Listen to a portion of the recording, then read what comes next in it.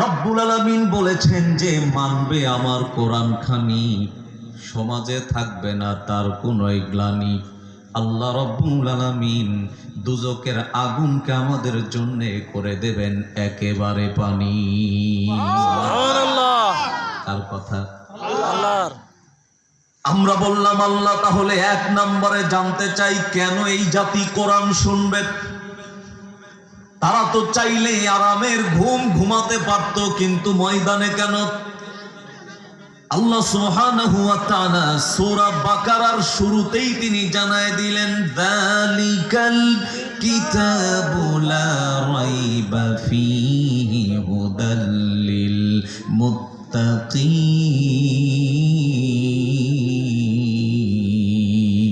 সুবহানাল্লাহ।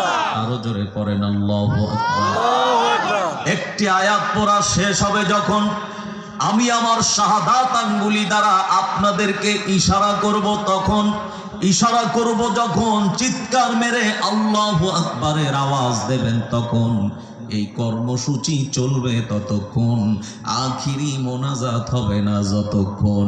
রাজি আছেন যারা যারা শুরুতেই দুই হাত তুলে আল্লাহকে দেখায় দেন তারা তারা।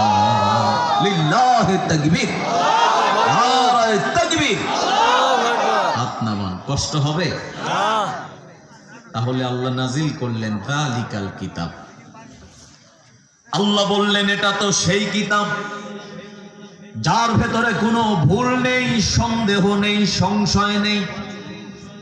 তাহলে আমরা জানতে পারলাম কোরআনে কোনো ভুল নাই। এবার সব অবস্থার দিকে তাকান, নিজের বডি স্ট্রাকচারের দিকে তাকান, আর আমার প্রশ্নের অ্যান্সার করে দেন। বলেন তো আমাদের জীবনের ভুল আছে না নাই? আছে। এমন কি কেউ আছেন যে বলবেন হুজুর আমার জীবনের ভুল নাই? কেউ আছে? নাই। আমি তো মনে করি ফজর সালাতের আগে ঘুম ভেঙে যারা ঠান্ডা পানি দিয়ে ওযু করে ফজর সালাত আদায় করতে গেছে, ওই যে ঘুম থেকে জাগ্রত হলেন, মাহফিল শেষে বাড়ি গিয়ে আবারও ঘুমাবেন, এই একটা দিনের কথা মগজে নিয়ে যদি আত্মসমালোচনা করেন, আমি মাসুদুর রহমান বলতে পারি আমার একদিনের গুনাহ আমার জাহান্নামে যাওয়ার কারণ হয়ে যেতে পারে।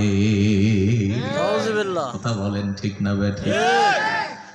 বাঁচার কোনো পথ নাই। এই জন্য কিছু কথা আনুষঙ্গিক আসে, এটা কেউ অন্য লাইনে নেবেন না। এই যে আপনাদের জামালপুরের পরেই তো সেই টাঙ্গাইল, সেখানেই তো সেই কুলাঙ্গারের জন্ম হয়েছে। আমি নাম বলতে চাই না, তবে না বললেও নয়, তিনি একটি সোশ্যাল মিডিয়ার বিজ্ঞপ্তিতে বলেছিলেন আমার জীবনে কোনো ভুল নাই। নাউজুবিল্লাহ। বলেছিল কিনা? ঠিক। যেদিন তিনি এই বক্তব্য দিলেন সেদিন আমার টাঙ্গাইলে মাহফিল ছিল। আমি ওই মাহফিল হুঙ্কার দিয়ে বলেছিলাম ভুল থাকে আদম সন্তানের, ইবলিসের কোনো ভুল নাই। আমার মনে হয় ব্যক্তিটা আদম নয়, সে হলো আজাজিল। ঠিক। কথা বলেন ঠিক না বেঠিক? ঠিক। আমাদের জীবনে ভুল আছে না নাই? আছে। ভুলের কথা স্মরণ করে আল্লাহর কাছে তাওবা করারও দরকার আছে না নাই? আছে। কথায় তো কথা এসে যায়। আল্লাহ সুবহানাহু ওয়া তাআলা বললেন বান্দা ভুল করবে, গুনাহ করবে, অপরাধ করবে। আল্লাহ পাক বললেন এরপরে যদি বান্দা আমার কাছে মাফ চায়, আমি তাদের জীবনের গুনাহগুলি মাফ করে দেব। কোরআনুল কারীমের সূরা নাজম 40 এবং 41 নম্বর আয়াতে আল্লাহ পাক কত চমৎকার করে বললেন, ওয়া আম্মা মান খাফা মাকামা রাব্বিহি ওয়া নাহান নাফসা আনিল হাওয়া ফা ইন্নাল জান্নাতা হিয়াল মাওয়া। আল্লাহু আকবার। জোরে পড়েন আল্লাহু আকবার। কষ্ট হয়? সবাই সারা জীবন থাকবো না যেতে হবে? যেতে হবে। কথা বলেন না, যেতে হবে না? তাই আমার দেশের একজন কবি খুব চমৎকার করে লিখেছিলেন, 6 দিন পরে নখ খসে যাবে, 9 দিন পরে চুল। 6 দিন পরে নখ খসে যাবে, 9 দিন পরে চুল। কবর গৃহের সামান নিতে কইর না কেউ ভুল, কবর জায়গা ভালো নয়, কবর জায়গা ভালো নয়, কবর জায়গা ভালো নয়। আমল নিয়ে কবর গৃহ সাজিয়ে নিতে হয়, কবর জায়গা ভালো নয়। আমল দিয়ে কবর গৃহ সাজিয়ে নিতে হয়। 17 দিন পর পেট ফেটে যাবে, পোকার খাদ্য হবে। 17 দিন পর পেট ফেটে যাবে, পোকার খাদ্য হবে। 60 দিন পরে গোশ থাকবে না, কঙ্কাল পরে রবে। ঠিক না ঠিক? 17 দিন পর পেট ফেটে যাবে, পোকার খাদ্য হবে। 60 দিন পরে গোশ থাকবে না, কঙ্কাল পরে রবে। ঠিক। 90 দিন পর হাড়গুলি সব, 90 দিন পর হাড়গুলি সব আলাদা হয়ে রয়। কবর জায়গা ভালো নয়, কবর জায়গা ভালো নয়, কবর জায়গা ভালো নয়। আমল দিয়ে কবর গৃহ সাজিয়ে নিতে হয়। পারবো ইনশাআল্লাহ। আমার দিনী ভাইরা খেয়াল করেন,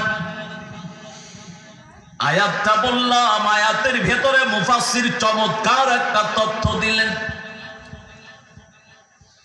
তাফসীর ইবনে কাসিরের ভেতরে আসছে, আল্লামা ইবনে কাসির রাহমাতুল্লাহ আলাইহি বলেন, বান্দা কারণে অকারণে, আরামে বিরামে, বিভিন্ন ভাবে যখন অপরাধ করবে, এই অপরাধের কথা স্বীকার করে বান্দা যখন তাওবা করবে, আমি আল্লাহ বান্দার জীবনের সমস্ত গুনাহগুলি মাফ করে দেব। সুবহানাল্লাহ। মাফটা কেমন করে হয়? চমৎকার একটি তথ্য দিলেন, কাহিনী উদ্দেশ্য নয়, সংক্ষেপ করে একটু বুঝায়। অনেক আলোচনা আমার সামনে আসছে, শুনবেন আর মজা পাবেন ইনশাআল্লাহ। কোরআন যে শ্রেষ্ঠ মুজিজা, কিছুটা হলেও আজকে তা বুঝাতে সক্ষম হব যদি আল্লাহ চান। আমার প্রিয় ভাইরা, খলিফাতুল মুসলিমিন আমিরুল মুমিনিন হযরতে ওমর ফারুক রাদিয়াল্লাহু তাআলা খেলাফতের দায়িত্বে অত্যন্ত চমৎকার একজন যুবক, আল্লাহ ডাকি সারা দিয়ে ফজর সালাতের আজান হয়ে গেলে আর বিছানায় পিঠ লাগায় না, নামাজের জন্য চলে যায় মসজিদে।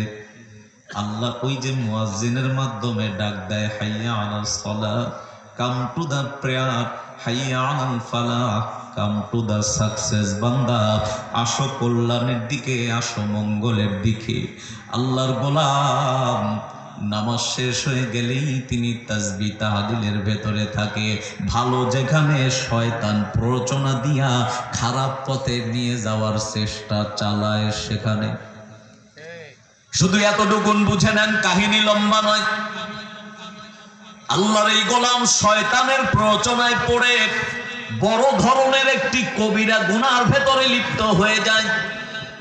আল্লাহর গোলামটা জানতে পারে, মুমিনরা অপরাধ করলে যে জানতে পারে ব্যাপারে 17টা পয়েন্ট আল্লাহ জানায় দিলেন। কি কি কাজ করলে ইমানদারের অপরাধ সম্পর্কে তারা বুঝে।